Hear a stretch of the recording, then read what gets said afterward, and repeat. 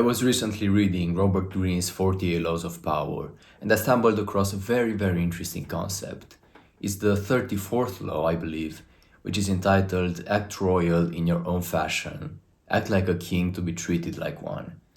Now I know these concepts are quite manipulative, Machiavellian, and not necessarily the most fair play ones.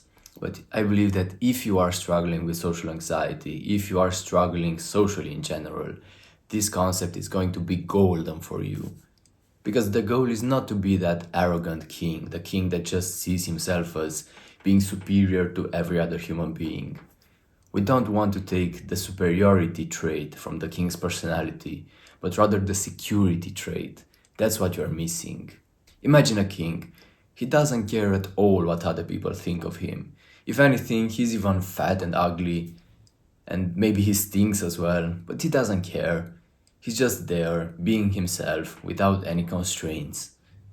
That is the closest thing you could be to your true authentic self. Because in that scenario you are extremely confident, your self-esteem is through the roof, you respect yourself as you should respect yourself, you have standards, you are not afraid to be exposed.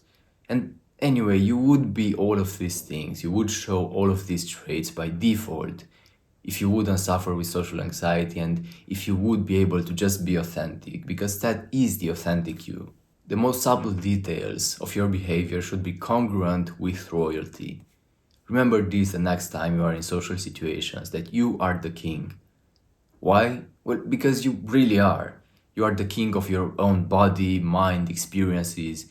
You are the king of your inner world. You are the ruler of the realm that is you. You know yourself the best. You've spent the most amount of time with yourself. Whenever you show vulnerability, you mentally represent this easily movable object that is completely in contrast to your true authentic self. All the insecurities, overthinking, reactions, all these things are signs of betrayal, betraying who you truly are for the fake promise of acceptance.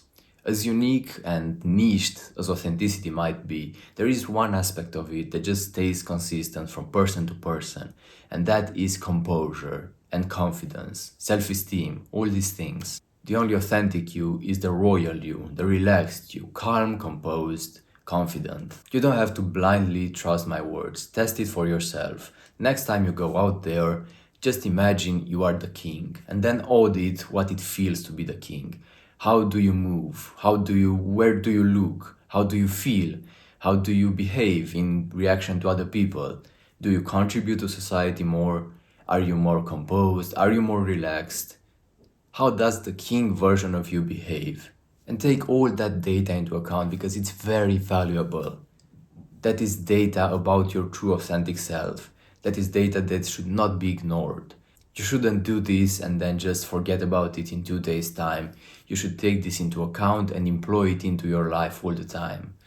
Maybe for a while it's just helpful to always remember I'm the king of my life. I'm the king. As cringe as it might sound. And then it will become something automatic. Then you will start truly adopting and truly accepting who you are meant to be anyway. So implement this in your life and let go of all insecurity. And remember, you are the king.